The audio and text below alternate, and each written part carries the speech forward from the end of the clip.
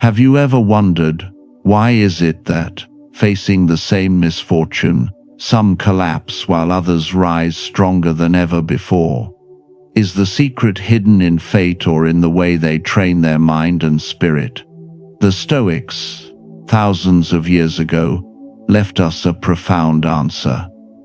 They believed that the greatest victory does not lie in conquering others, but in conquering oneself.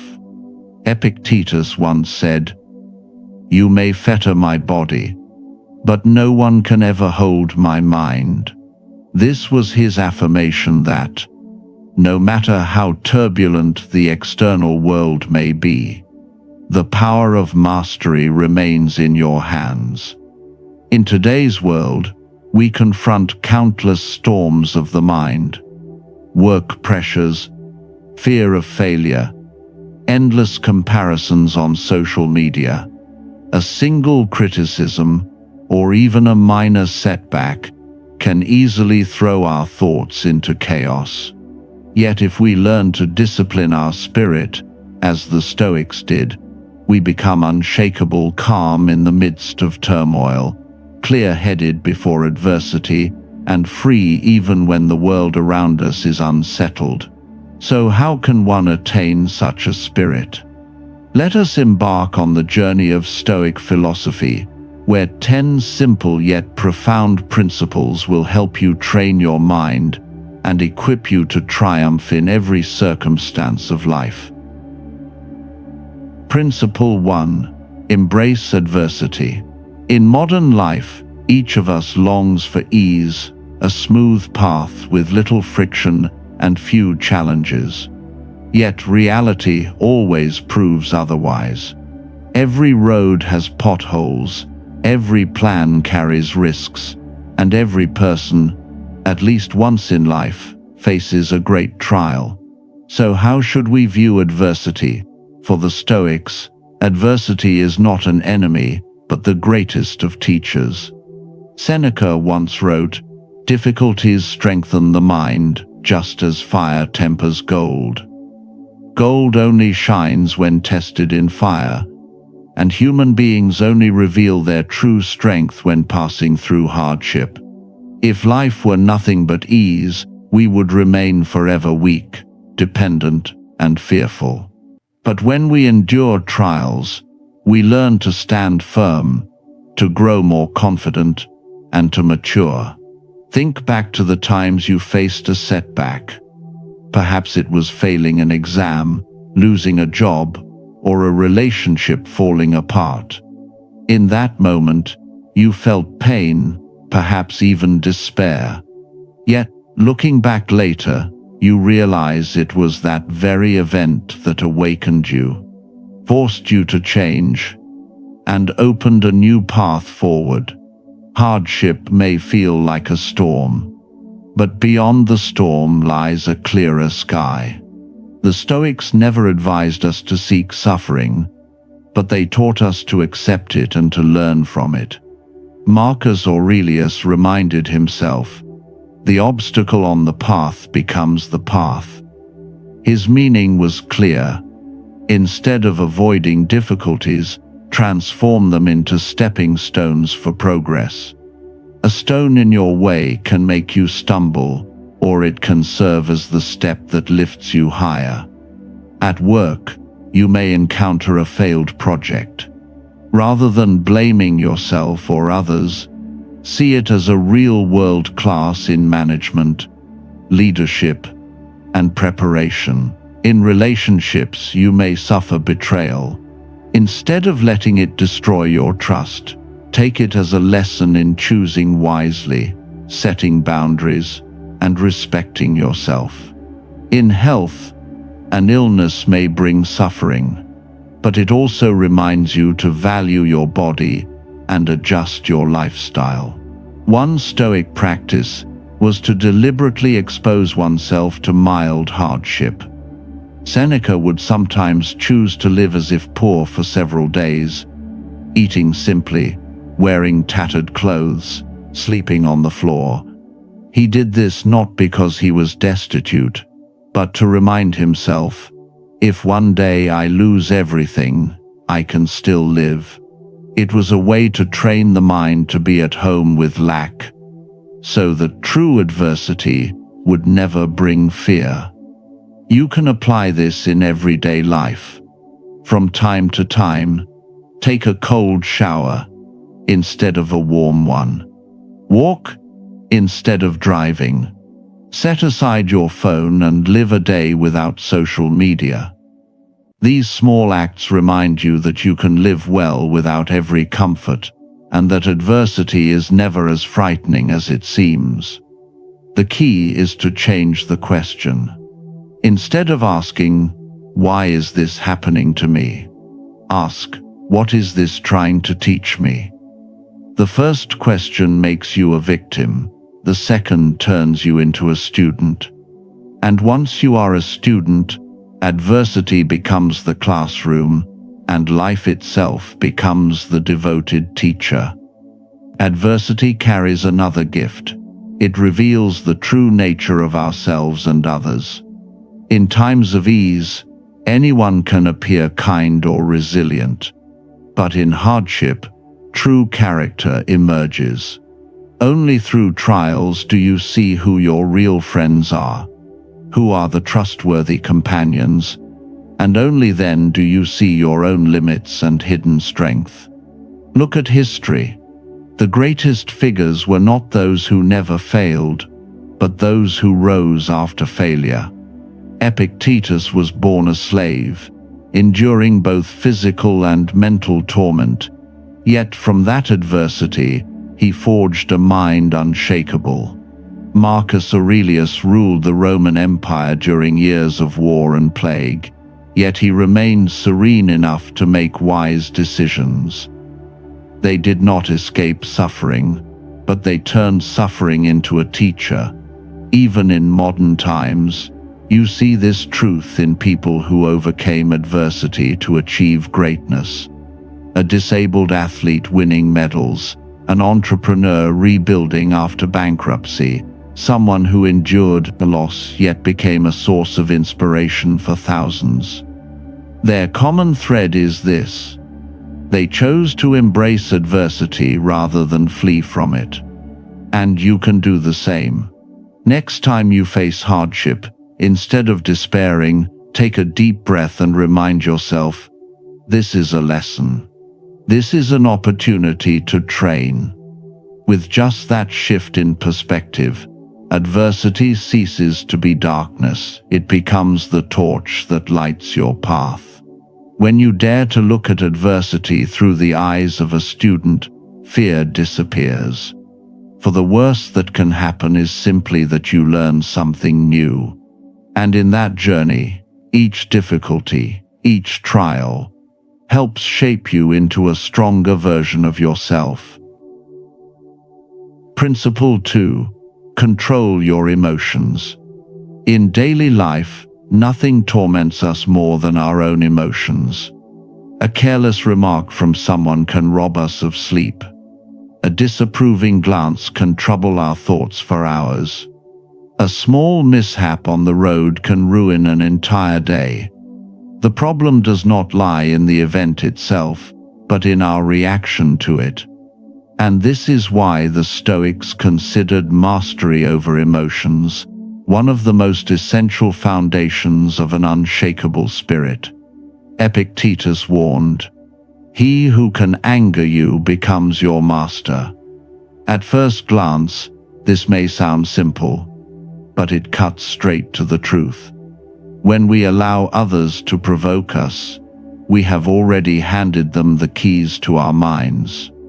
When we lose our temper, we cease to be the driver, we become the driven. At work, a colleague might criticize us, whether intentionally or not. If we respond with anger, we sacrifice both our composure and our credibility. On social media, a cruel comment can pull us into endless back-and-forth arguments, leaving us only with fatigue. Within the family, one uncontrolled outburst can create wounds difficult to heal.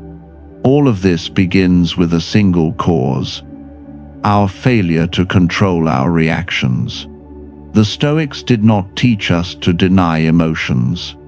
They understood that anger, sadness, and disappointment are natural, but they emphasized this: we always have the power to choose our response.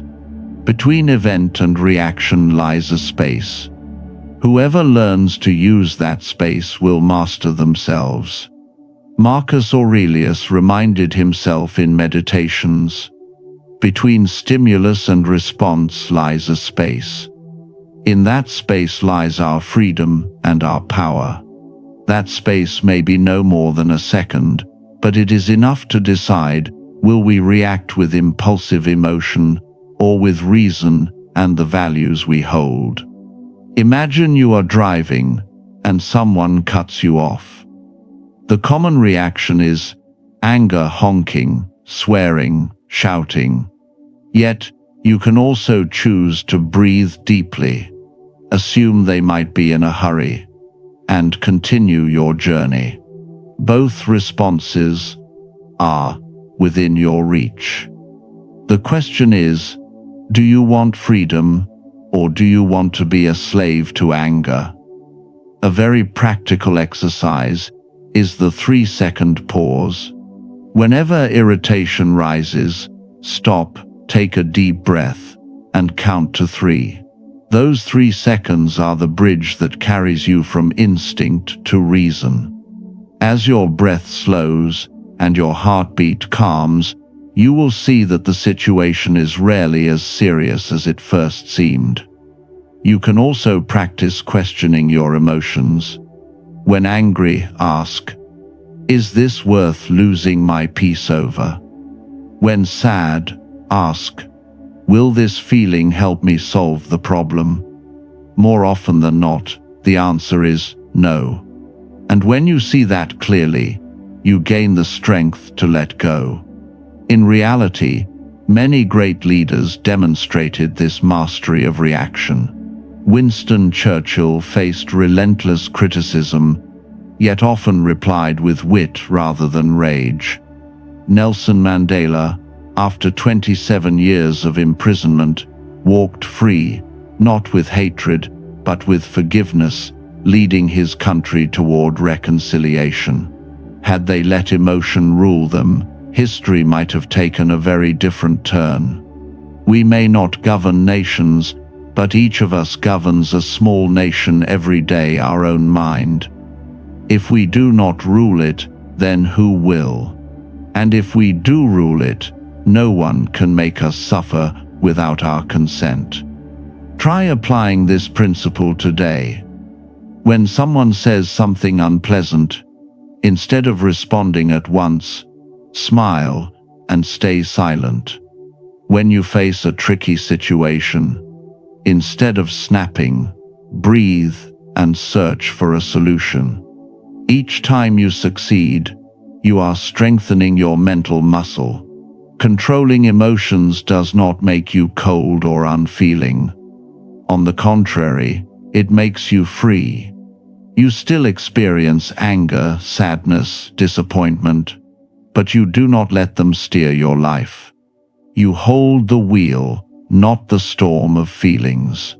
The Stoics believed that a person may be robbed of wealth, status, or even bodily freedom, but if he still masters his emotions, he remains free. And it is from that freedom that the spirit of invincibility is born. Principle 3. Distinguish between what is within your control and what is not. If one had to choose the most fundamental principle of Stoic philosophy, it would be the dichotomy of control. The Stoics believed that to live freely and firmly, we must learn to clearly separate what lies within our control and what does not. At first glance, this seems simple, yet much of human suffering comes from forgetting this very truth. Think about the things you often worry about, whether tomorrow's weather will be rainy or sunny, what score you will receive on an exam, whether people will like you, or whether colleagues will understand you. Almost all of these lie beyond your control. You can prepare an umbrella, but you cannot stop the rain. You can study diligently, but you cannot choose the exam questions. You can live kindly, but you cannot force everyone to love you. Epictetus taught, "Some things are within our power, and some are not." Within our power are thoughts, choices, actions, and responses. Outside our power are everything else: time, fortune, the opinions of others. Once we grasp this boundary, we free ourselves from needless burdens. Imagine you are waiting for a bus, and suddenly it begins to rain. If you grow angry at the rain, you have surrendered your peace to a natural phenomenon indifferent to your feelings. If you fume because the bus is late, you have willingly enslaved yourself to what lies outside your reach. But if you accept that the rain falls, the bus is delayed, and focus instead on keeping your mind calm, you have already won. In work, this principle is especially useful. You can control your effort, your preparation, and your attitude toward cooperation. But you cannot control your boss's final decision or the mood swings of your client. Knowing this, you focus on doing your part well, instead of wasting energy, resenting the uncontrollable. In relationships, the same truth applies. We often feel disappointed when others do not behave as we expect. Yet their actions are outside our control. What we can control is our response: to remain silent, to step back, or to gently offer feedback. Recognizing this frees us from unrealistic expectations and helps us preserve peace of mind. A very practical Stoic exercise is to write 2 lists. The first, things you can control: your study, your schedule, your attitude, your honesty. The second, things you cannot control: others' opinions, outcomes, and fortune. Whenever your mind is troubled, consult these lists. They will remind you to return to what is truly in your hands. Marcus Aurelius once wrote, "Do not waste time debating what a good man should be. Be one." This captures the very spirit of the dichotomy of control. We do not need to argue or force others, we need only focus on our part. Modern people often complain that life is too stressful. Yet look closely. Most stress comes from trying to control the uncontrollable. We want perfection. We want everyone to follow our wishes. We want life to flow according to plan. When reality resists, we suffer. But when we understand that the only thing we truly govern is how we live and how we respond, our burden lightens greatly. A student preparing for an exam might worry: will the test be difficult? Will the teacher grade fairly? These questions are useless. What you can control is your hard work and your seriousness in the exam itself. That is the true victory, whatever the outcome. A job seeker before an interview may wonder, will they like me? Will other candidates be stronger? These are beyond reach. The only things you control are your preparation, your answers, and your demeanor. Focus there, and you will find greater calm.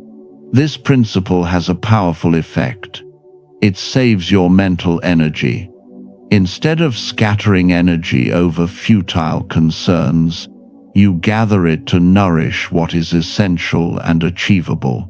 It is like directing water to the roots of a tree, instead of letting it spill across the ground. Try applying this today. Each time you feel upset, ask, "Is this within my control?" If yes, act. If not, release it. This small question can become the key that unlocks peace. Once you understand and live by this principle, you will realize that nothing can truly defeat you. For no matter the circumstances, you still master the most important thing, yourself. And that is the victory no one can ever take away. Principle 4. Practice voluntary discomfort. In common thinking, happiness is tied to comfort. A convenient home, delicious meals, a soft bed, fine clothes. We strive to work harder in order to buy more, so that life becomes increasingly full of comforts. Yet the Stoics chose a different path. They deliberately sought lack, willingly embraced austerity. They called this voluntary discomfort. At first, this may sound strange. Why make life harder when we could simply enjoy it? But the Stoics understood a deeper truth. Dependence on comfort is an invisible chain that enslaves us. When we grow accustomed to ease, we tremble at the thought of losing it. But if we train ourselves to endure lack, nothing can truly frighten us. Seneca, one of the most famous Stoic philosophers, would sometimes choose to live simply, eating modest food, wearing tattered clothes, sleeping on the ground. He did this not because he was poor, but to remind himself, "If one day I lose everything, I can still live." This practice gave him a freedom of mind greater than that of anyone bound to luxury. In the modern world, we too can practice voluntary discomfort in simple ways. Occasionally, try showering in cold water instead of warm water. Walk a few kilometers instead of driving. Eat a plain meal instead of a feast. Or simply put your phone away for a day and live without social media. These small acts are like exercise for the mind, reminding you that you can be well, even without things you thought indispensable. What matters most is the meaning you reap from this practice. Each time you endure an inconvenience voluntarily, you send yourself a powerful message. I am not a slave to comfort. You prove that happiness does not wholly depend on external circumstances. And in this way, you grow braver when real adversity comes. Picture someone accustomed to luxury suddenly losing everything. His suffering multiplies because his mind was unprepared. But one who has trained in simplicity, who has tasted lack before, remains calm even in misfortune, for he knows he has lived that way before, and lived well. Voluntary discomfort also teaches gratitude. After a week of cold showers, you will see warmth as a gift, not a given. After a day without your phone, a message from a loved one will feel precious. It is the temporary absence that makes us value what we have all the more. In today's society, where people grow increasingly addicted to convenience, voluntary discomfort becomes even more vital. It works like a vaccine for the spirit, preparing us for unexpected crises. When hardship strikes, job loss, illness, grief, we are not shocked, for we have already trained our minds beforehand. A practical exercise. Choose one day a week to live simply. Eat plain food, wear ordinary clothes, avoid lavish entertainment, and focus only on work and quietude. That day is not meant for suffering, but for training, for reminding yourself, I can live with less, and I can still be happy. Remember, Voluntary discomfort is not about punishing yourself, but about freeing yourself. It teaches that happiness does not lie in comfort, but in how we view and use it. The Stoics did not reject comfort, but they never let comfort rule them. And if you practice this, you will discover a new strength. Freedom from the fear of loss. You will no longer tremble before the future, for you know that even if you lose much, you can still stand firm. And that is the invincible spirit the Stoics sought to pass on. Principle 5. Daily reflection. In the busyness of life, we often rush without pause, waking in the morning, hurrying to work, drowning in tasks, and ending the day scrolling our phones before sleep. Everything passes like an automatic routine, to the point that sometimes we no longer know how we have lived an entire day. This is exactly what the Stoics wanted us to change. Stop, reflect, and hold up a mirror to the mind each day. Marcus Aurelius, the powerful Roman emperor, wrote in his journal every night. He recorded his thoughts of the day, his mistakes, his gratitude, and reminders to himself. Because of this practice, amid the immense pressures of politics, war, and plague, he remained serene and clear-minded. Daily reflection is not a luxury ritual, but a medicine for the spirit. When we pause and look within, it is like a sailor checking the compass before a new journey. Without it, we are easily swept away, losing direction, falling into cycles of error without even realizing it. There is a very simple yet powerful exercise. Every night before bed, ask yourself 3 questions. First, what did I do well today? Second, where did I go wrong, and what were my shortcomings? Third, what can I improve tomorrow? 3 small questions, but if practiced daily, you will notice a profound transformation. The first question, what did I do well today, nurtures confidence and gratitude. Many of us focus only on our mistakes, forgetting the positive steps we have taken. By recalling achievements, however small, we see that progress is being made. The second question, where did I go wrong today, confronts us with truth. Its purpose is not self-condemnation but learning. Mistakes are not an ending but data for growth.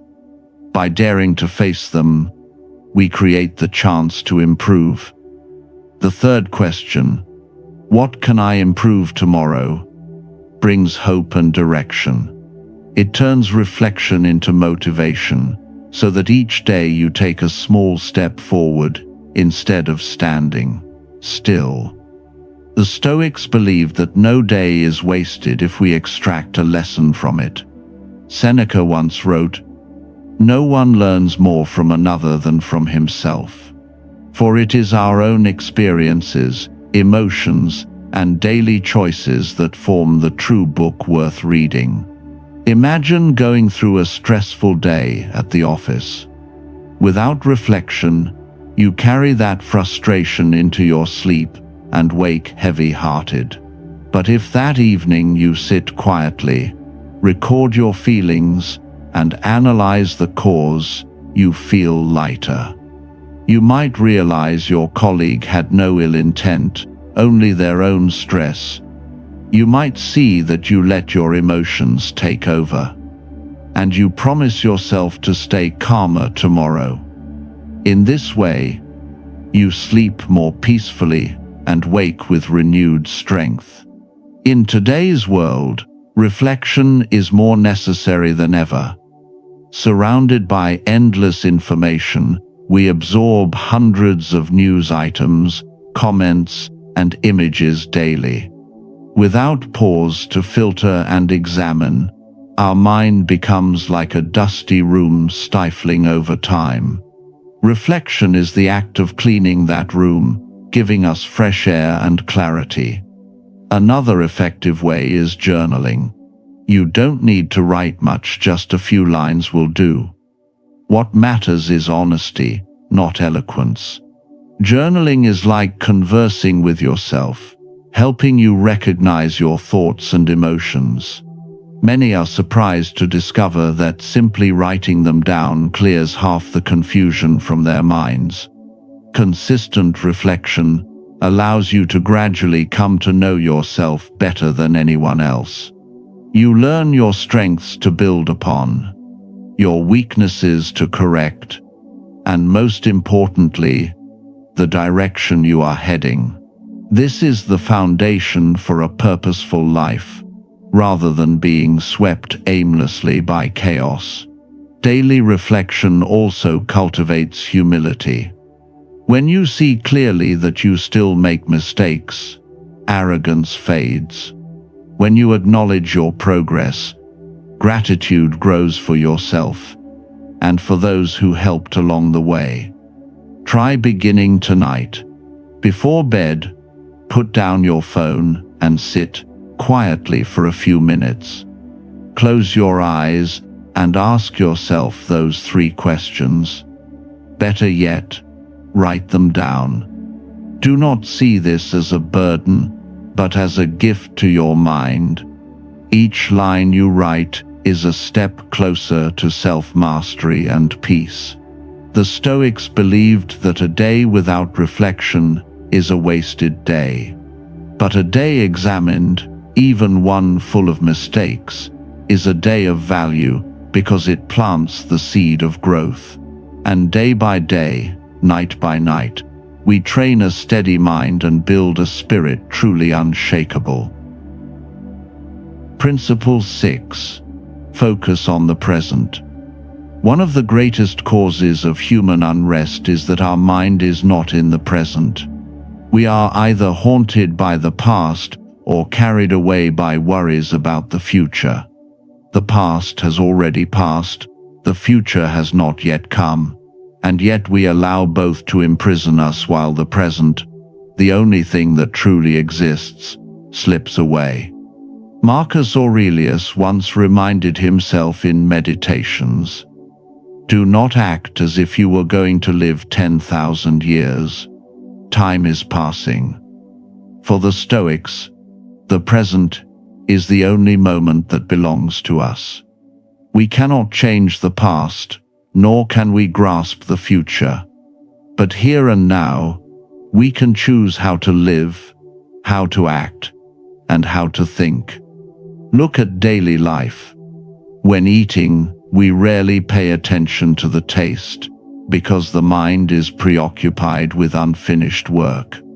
When sitting with friends, we often hold a phone in our hands, scrolling through distant news.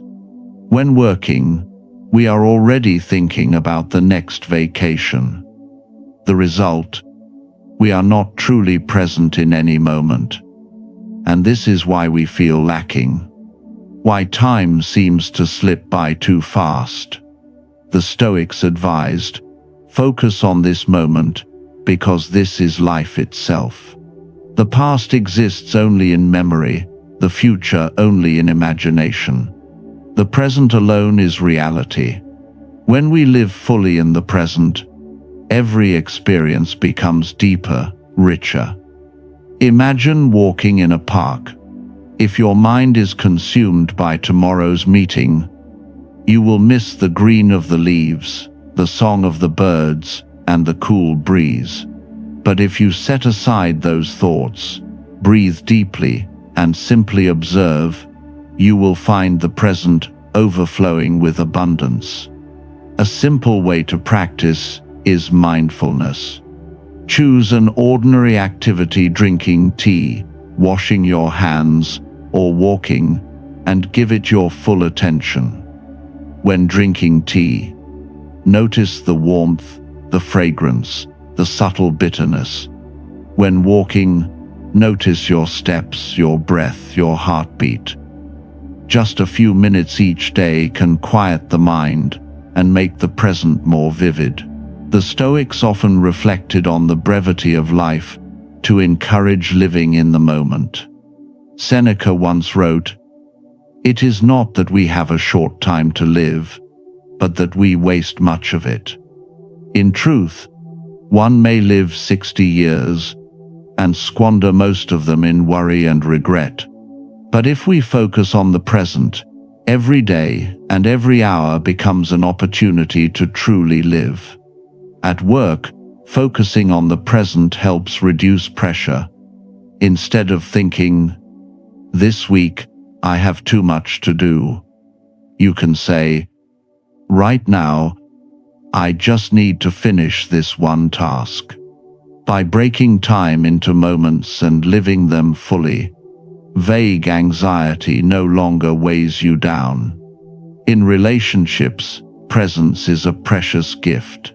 When speaking with loved ones, if we truly listen, not rushing to judge or drifting elsewhere, we experience a deeper connection. A glance, a smile, a simple story, all become memorable, instead of passing unnoticed. There is a story of a man asking a Stoic philosopher, "What is the secret to a happy life?" The philosopher simply answered, "Be here, now." Happiness is never far. It is always before us, waiting to be noticed with a still mind. Try practicing today. When you eat, just eat. When you work, just work. When you converse, just converse. It sounds simple, but it is difficult, because the mind loves to wander. Yet with perseverance, you will find yourself lighter, calmer, and more at peace. The Stoics believed that a mind anchored in the present is no longer imprisoned by the past, nor threatened by the future. It is free, strong, and ready for whatever comes. This is the invincible spirit, a spirit unshaken by time, because it has chosen to live fully, right now, in this very moment. Principle 7. Accept death and impermanence. Deep within, humanity carries its greatest fear, the fear of death. We rarely speak of it, we avoid it, and we even live as though we were immortal. The Stoics, however, chose a very different approach. They confronted death directly and called it memento mori. Remember that you will die. At first, many see this as a grim idea, but for the Stoics, remembering death was not meant to make life bleak, but to make it meaningful. They believed that only when we accept impermanence can we truly cherish each moment. Seneca once wrote, "It is not that we have a short time to live, but that we waste much of it."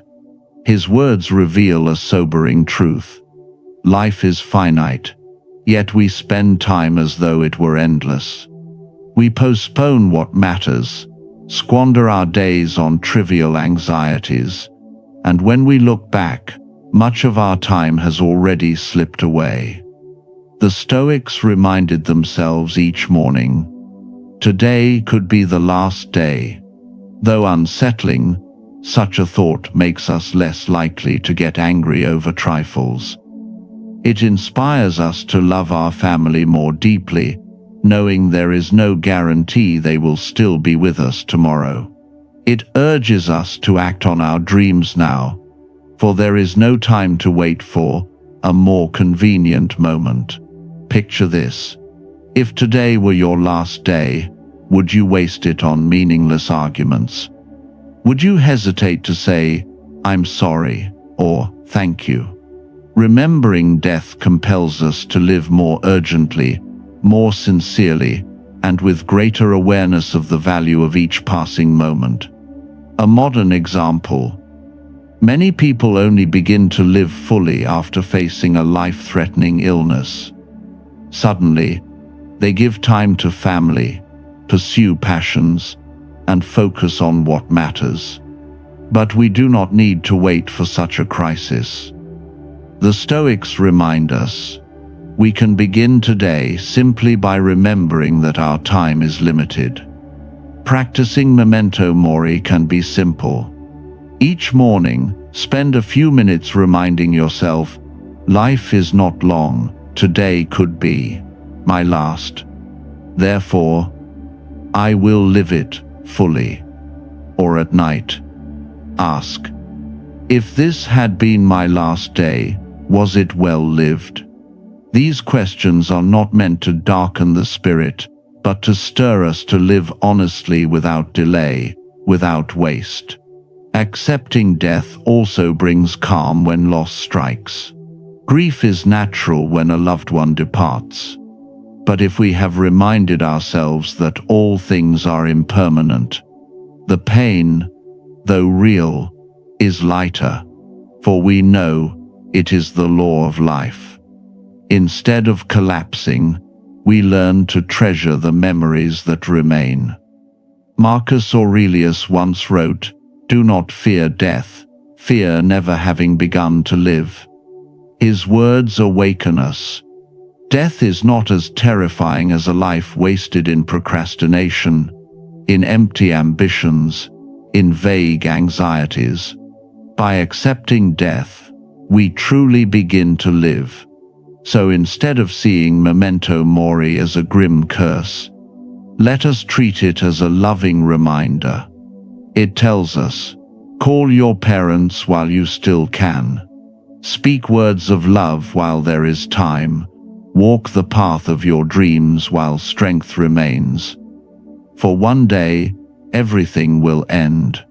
The Stoics taught that accepting death is to remove the shackles of fear.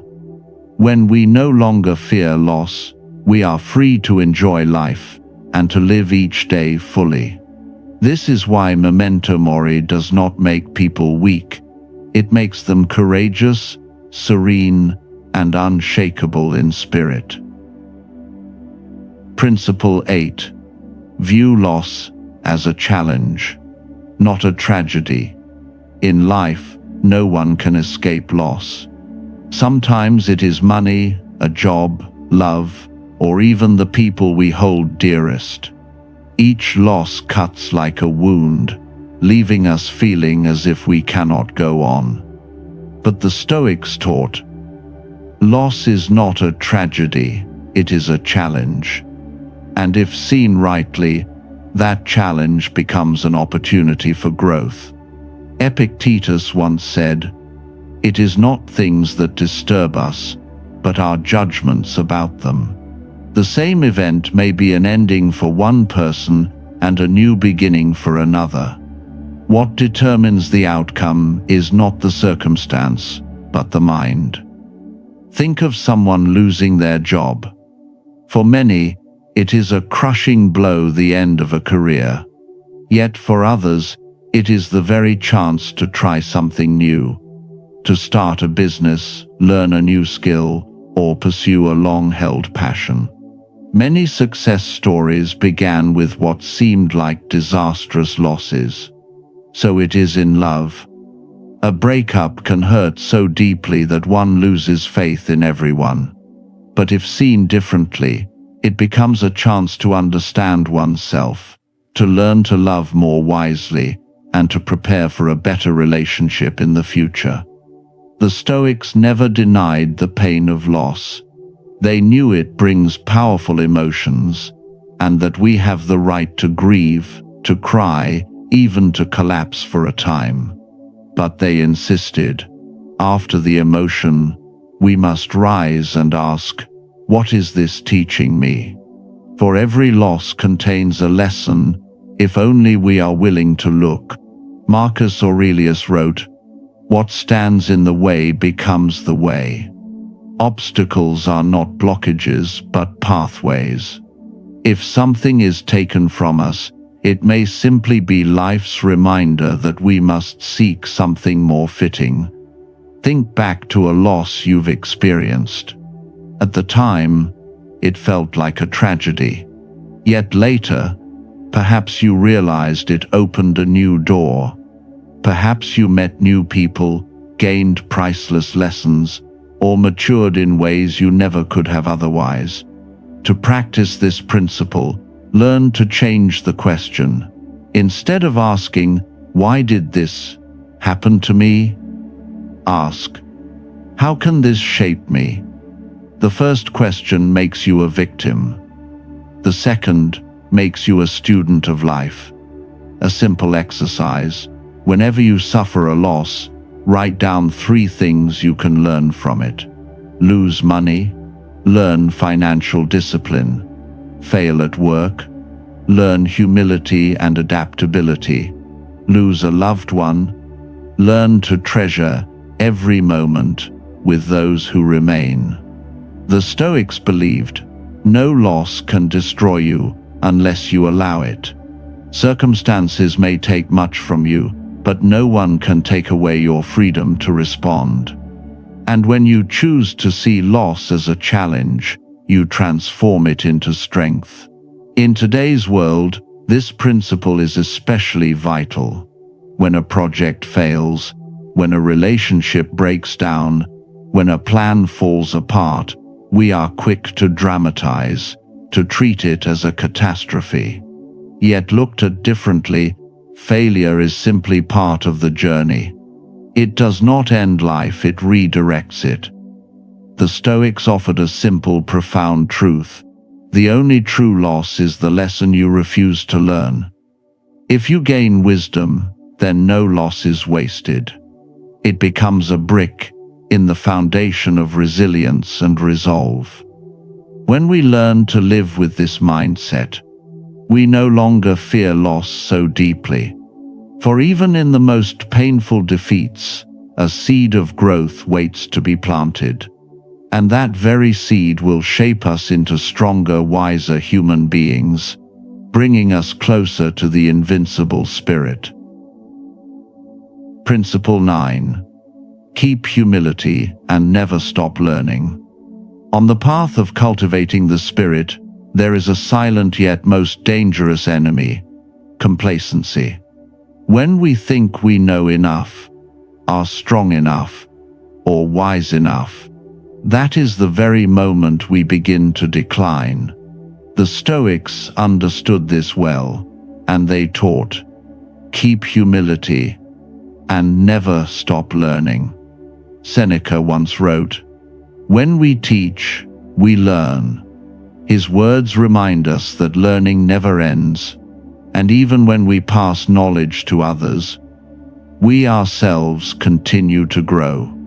Marcus Aurelius, one of the most powerful emperors, still wrote in his journal each night, humbly reflecting like a student before life itself. Epictetus, once a slave, emphasized that wisdom comes not from status, but from the tireless training of the mind. In today's world, humility is even more vital. It is easy to fall into the illusion that with a little success or a bit of knowledge, we have already arrived. Yet, human knowledge is but a drop in an infinite ocean. If we stop learning, we will quickly be left behind. Imagine you are an athlete. You may win today, but if you stop training tomorrow, your rivals will overtake you. The spirit is the same. You may be calm today, but without practice tomorrow, anger, anxiety, and pride will return. Humility reminds us, the path of self-mastery has no finish line. The Stoics advised approaching every person with the attitude of a student. Everyone you meet can be a teacher. A child can teach innocence, a poor man can teach resilience, and a failure can teach perseverance. If we stay open, lessons are everywhere, at every moment. At work, humility helps us listen more and avoid mistakes born of arrogance. An arrogant leader soon loses trust, but a humble leader wins loyalty and inspires others to follow. In relationships, humility fosters empathy, allowing us to take a step back to preserve connection. A simple exercise to cultivate humility. Each day, record at least one thing you learned from someone else. It could be an idea from a colleague, a lesson from a failure, or simply patience from a street vendor. By doing so, we begin to see life itself as an endless classroom. Humility also means having the courage to admit mistakes. The complacent hide their errors, but the humble say, "I was wrong." Such words open the door to growth. Admitting mistakes does not weaken us. It strengthens us, for only those who dare face truth can truly mature. The Stoics also emphasize that arrogance is a root of suffering. When we think ourselves superior, we anger easily when insulted, and despair when unrecognized. But with humility, we care less about winning or losing, and focus more on refining ourselves. Remember, knowledge and strength are not for boasting, but for living better and serving others. A humble mind is like an empty vessel, always ready to be filled. A proud mind, already full, has no space for anything new. In the end, humility is the key that unlocks wisdom. The Stoics believed that only when we see our smallness before the universe can we truly grow. And only when we admit we never know enough can we continue learning and draw ever closer to the invincible spirit. Principle 10. Cultivate daily gratitude. In modern life, people often feel a constant sense of lack. Lack of money, lack of time, lack of opportunities, lack of love. This feeling of scarcity fuels anxiety and unease, and drives us into the cycle of comparing ourselves with others. But the Stoics pointed to a powerful medicine for the soul: gratitude. The Stoics believed that happiness does not come from having more, but from realizing we already have enough. Epictetus reminded his students, "Wealth consists not in having great possessions, but in having few wants." Gratitude allows us to see that even in circumstances that appear lacking, we still have precious things to treasure. Pause for a moment and look around. You breathe air without paying for it. You have a roof to shield you from rain and sun, eyes to see, and hands to work. You have loved ones who, though imperfect, remain present in your life. These are gifts many others desperately long for but do not have. With gratitude, you realize you are richer than you thought. Seneca advised beginning and ending each day with gratitude. Upon waking, whisper, "Thank you, for I am alive and have the chance to do good." Before sleeping, say, "Thank you, for today I have lived, though imperfect. I have learned something." Such a simple habit ties the mind to what is positive, helping us preserve peace even in difficult days. A practical exercise is to write down 3 things you are grateful for each day. They need not be grand. It could be a good meal, an unexpected smile, a cool breeze, or simply the feeling of health when you step out of bed. Sustaining this practice reveals that the world is not as dark as we often think. Joy and peace are always present if we choose to notice them. Gratitude also transforms the way we see adversity. Paradoxical as it sounds, the Stoics urged us to be thankful even for challenges, for they are what forge our strength. Seneca said, "A man who has never been tested by misfortune has never grown." When we give thanks for trials, we turn them from burdens into opportunities for training. In relationships, gratitude is the glue of connection. When we regularly express appreciation to family, colleagues, or friends, bonds grow warmer and stronger. Conversely, when we take others' presence and help for granted, we risk losing them without realizing it. A deeper benefit of gratitude is freedom from the trap of comparison. When we focus on what we already have, we care less about what others possess. We see that each person walks their own path, and that our path has its own fullness. Marcus Aurelius once wrote in his journal, "When you arise in the morning, think of what a privilege it is to be alive, to breathe, to think, to enjoy, to love." That privilege is renewed every single day, but it is only recognized by a grateful heart. Try beginning tonight. Before sleep, write down 3 things you are grateful for. At first, it may seem difficult, but soon your list will grow longer. And each morning, remember that you have been given another day of life, a priceless gift not granted to everyone. The Stoics taught that a grateful mind is a strong mind. For one who is grateful can never be poor in spirit. They see value in every breath, every smile, every challenge, and thus they attain a peace that no misfortune can steal. When gratitude becomes a habit, life feels lighter, calmer, and more complete. We no longer chase endlessly after what we lack, but learn to enjoy what is here. In this state, our spirit becomes unshakable, for even when much is lost, there is still something to give thanks for, still a reason to move forward. The results of training the mind through Stoicism. When we persist in training the mind through Stoic principles, a profound transformation unfolds within us. It is not an instant change, but a quiet process day by day, hour by hour, like a small stream, wearing down even the hardest stone. The ultimate result is an invincible spirit, steady as a mountain, unshaken by anything. First, we find our minds calmer before life's storms. What once stole our sleep, a criticism, a minor failure, an unexpected mishap, loses its power.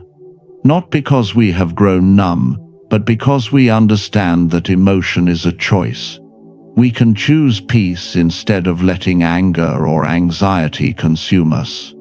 Amid life's turbulence, we become the solid rock in the rushing current. Second, we gain inner freedom. The Stoics emphasized that a person may be stripped of possessions, status, even their body, yet no one can take away their power to choose their attitude.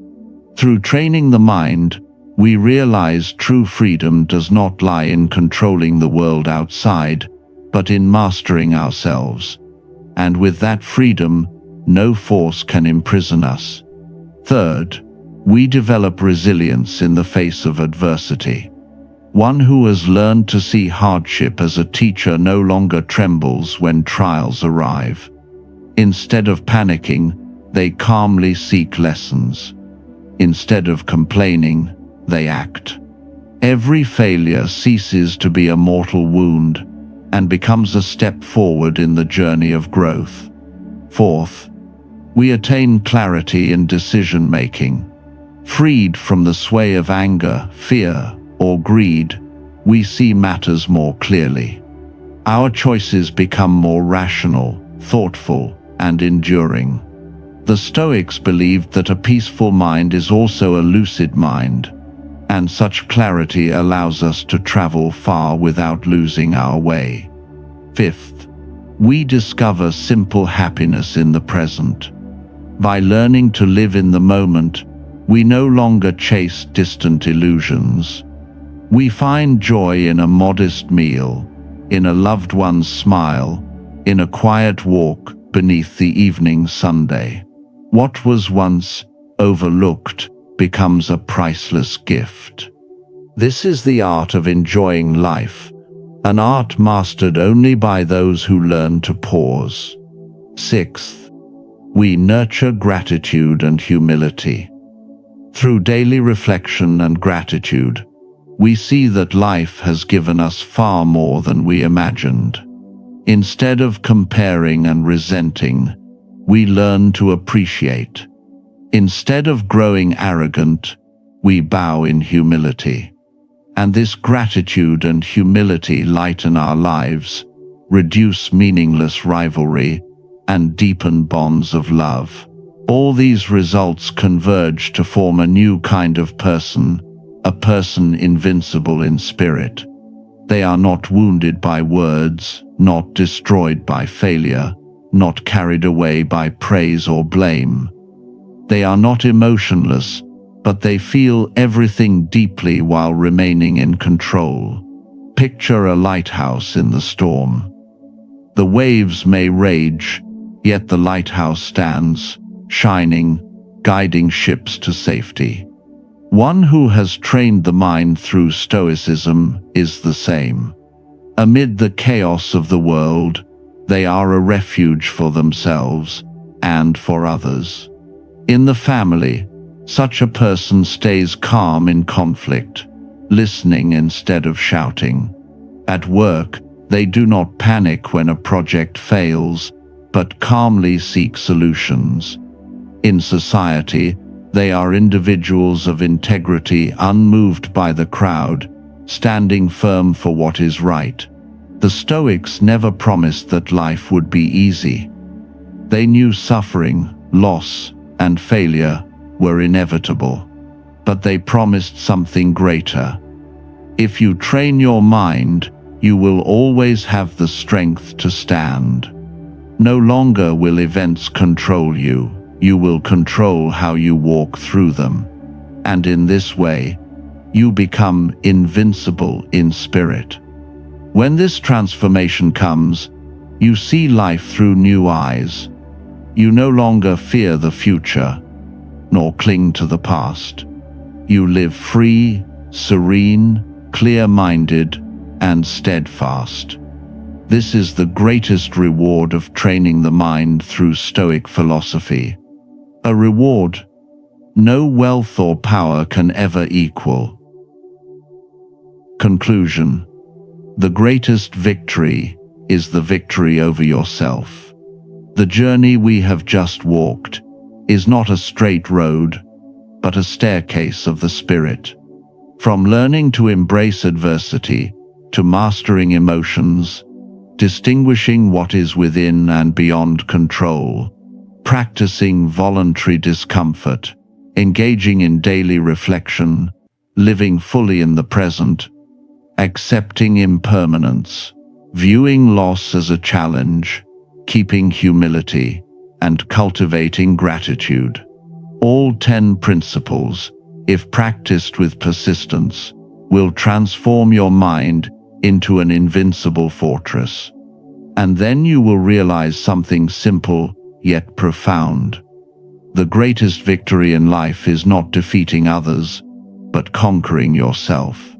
Once you master yourself, praise and criticism, gain and loss, success and failure all pass like the wind. What remains is serenity, clarity, and freedom, treasures no misfortune can ever steal. The Stoics never promised life would be easy. They knew well that suffering is an inevitable part of existence. But they offered us a gift greater than any guarantee: the inner strength to stand firm in the face of every upheaval. Through training the mind, you can preserve peace even in the stormiest days. Picture this. One day, you face a major failure at work. Others may panic, but you do not. You calmly analyze, seek solutions, and turn the failure into a lesson of value. Or imagine being insulted or criticized. Others may lose sleep, but you smile because you know your worth does not rest on others' words. Or suppose you lose something important. Others may see tragedy, but you transform it into a challenge to strengthen your resolve. This is the very power the Stoics sought to pass on. The most wonderful truth is that anyone can begin. You need not be a philosopher, nor an emperor like Marcus Aurelius, nor a sage like Seneca. You only need to start with small steps. A cold shower, a few lines in a journal, putting down your phone to be present with family, or simply taking a deep breath before reacting. Each small act, accumulated over time, becomes a great transformation. And if you have found meaning in this journey, I invite you to walk further with me. Subscribe not just to hear more stories and lessons from Stoicism, but to give yourself a daily reminder, a source of inspiration, a spark of motivation to continue training the spirit. For the mind is like a muscle without exercise, it weakens, but with perseverance, it grows strong, steady, and unshakable. Treat subscribing as a small commitment to yourself, a promise that you will not drift like a leaf carried by the current, but will live like a lighthouse standing firm, shining bright, and resolute amid every storm. Finally, remember this: your time is limited.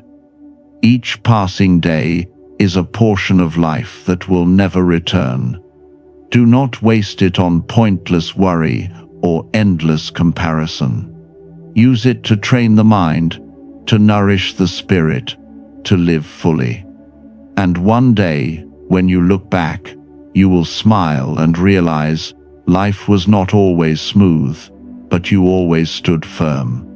You learned how to triumph in every situation because you conquered yourself. This is the invincible spirit the Stoics left us, and it is a spirit you, too, can possess beginning today.